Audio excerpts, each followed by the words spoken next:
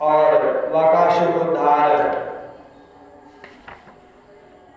रोहिणी जी ने वात्सल्य मई यशोदा जी को भेजा। प्रीति का उदय हुआ। राम और श्याम दोनों ही अपनी तोतली बोली और अत्यंत मधुर बालोचित लीलाओं से गोकुल की तरह वृंदावन में भी ब्रजवासियों को आनंद देते रहे। थोड़े ही दिनों में समय आने पर वे बछड़े चराने चले गए। दूसरे ग्वाल वालों के साथ खेलने के लिए बहुत सी सामग्री लेकर वे घर से निकल पड़ते और गोष्ठ गायों के रहने के स्थान के पास ही अपने बछड़ों को चराते। श्याम और राम कहीं बांसुरी बजा रहे हैं तो कहीं गुलेल या ढेलवास ले ढेले या गोलियां फेंक रहे हैं। किसी समय अपने पैरों के घुंघरू पर तान छेड़ रहे हैं तो कहीं बनावटी गाय और बैल बनाकर खेल रहे हैं, बनकर खेल रहे हैं। एक और देखिए तो सार बन बनकर हकड़ते हुए आपस में लड़ रहे हैं, तो दूसरी ओर मोर, कोयल, बंदर आदि पशु पक्षियों की बोलियां निकाल रहे हैं। परीक्षित, इस प्रकार सर्वशक्तिमान भगवान साधारण बालकों के समान खेलते रहते। एक दिन की बात है, श्याम और बलराम अपने प्रेमी सखा ग्वाल वालों के साथ यमुना तट पर बछड़े चरा रहे थे।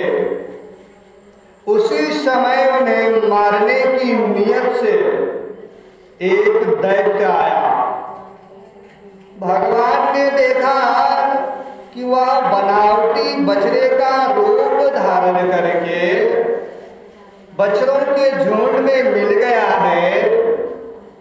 वे आंखों के इशारे से बलराम जी को दिखाते हुए धीरे से उसके पास पहुंच गए।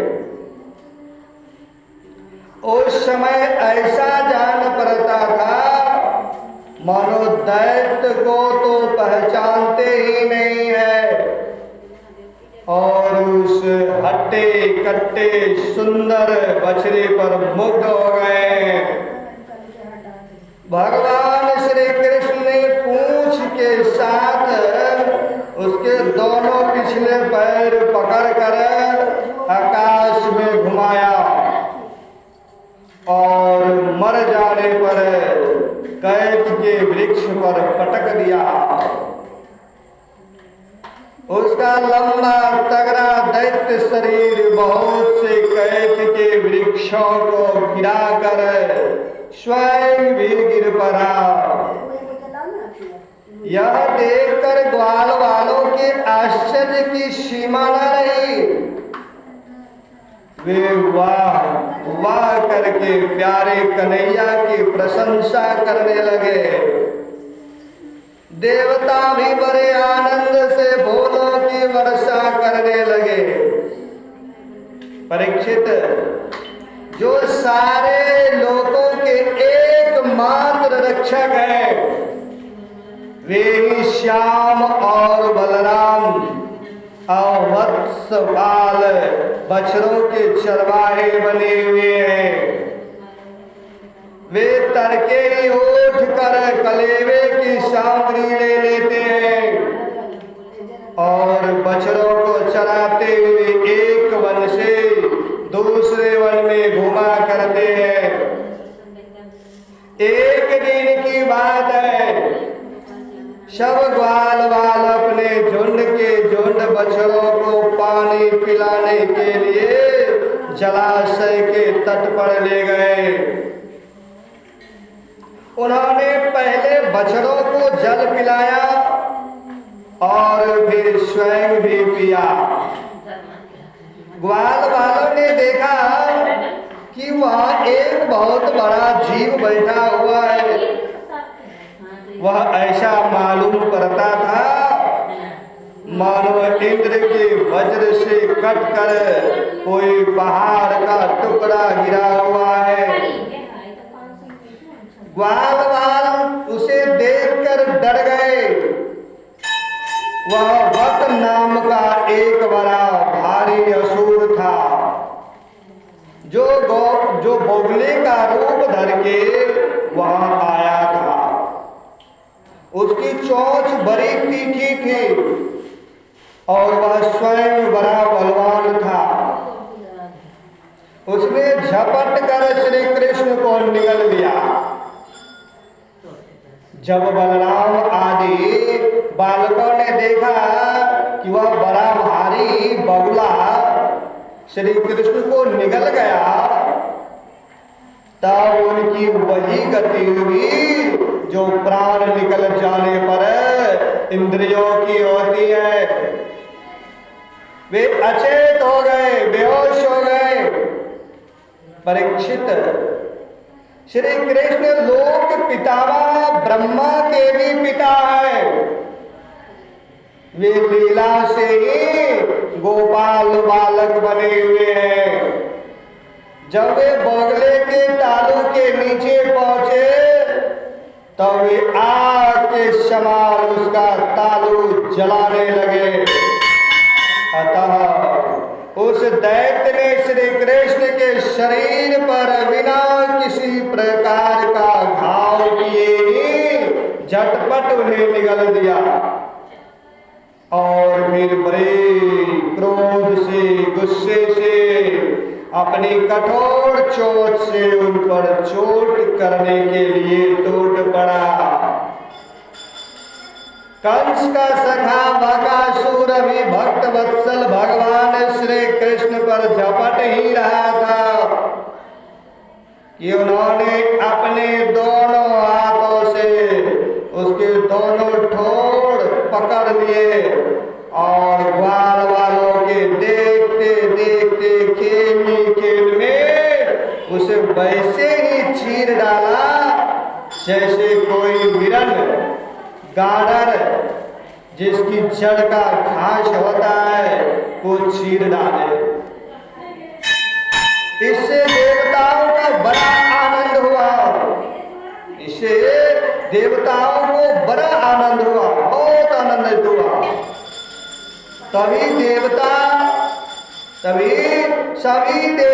भगवान श्री कृष्ण पर नंदवन के बेला, चमेली आदि के फूल बरसाने लगे तथा नगारे बजाने लगे, शंख बजाने लगे।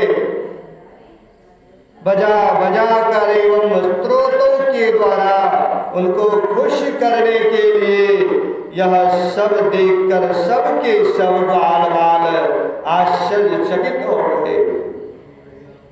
जब बलराम आदि बालकों ने देखा कि श्री कृष्ण बोगले के मुंह से निकलकर हमारे पास आ गए हैं, तब उन्हें ऐसा आनंद हुआ कि मानो प्राणों के संसार से इंद्रियां सचेत और आनंदित हो गई हो। सबने भगवान को अलग अलग गले लगाया। इसके बाद अपने अपने बछड़े हाँक कर सब ब्रज में आए और वहां उन्होंने घर के लोगों से सारी कहानी सुनाई, सारी घटना का सुनाई। परीक्षित, बकासुर के वध की घटना सुनकर सबके सब गोपी गोप आश्चर्यचकित हो गए। उन्हें ऐसा जान पड़ा जैसे कन्हैया साक्षात मृत्यु के मुख से ही लौटे हो। वे बड़ी उत्सुकता और प्रेम, बड़ी उत्सुकता, प्रेम और आदर से श्री कृष्ण को निहारने लगे, देखने लगे। उनके नेत्रों की प्यास बढ़ती ही जा रही थी, बढ़ती ही जाती थी, किसी प्रकार घटती नहीं थी, किसी प्रकार वे तृप्ति न होती थी। वे आपस में कहने लगे, हाय हाय, यह कितने आश्चर्य की बात है। इस बालक को कई बार मृत्यु के मुंह से जाना पड़ा, परंतु जिन्होंने इसका अनिष्ट करना चाहा उन्हीं का अनिष्ट हुआ है, क्योंकि उन्होंने पहले से ही दूसरों का अनिष्ट किया था। यह सब होने पर भी वे भयंकर असुर इसका कुछ भी नहीं बिगाड़ पाते, कुछ नहीं बिगाड़ पाए। आते हैं इसे मार डालने की नियत से, किंतु आग पर गिरकर पतंगों की तरह उल्टे स्वयं सोहा हो जाते हैं। सच है कि ब्रह्मवेत्ता महात्माओं के वचन कभी झूठे नहीं होते हैं। अरे मैया क्यों हल्ला करती हो, पूजा करो ना।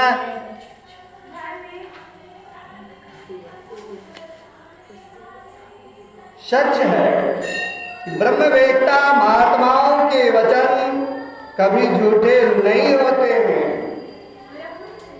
देखो ना, महात्मा गर्गाचार्य ने जितनी बातें कही थी, सब की सब 16 आने ठीक उतर रही है।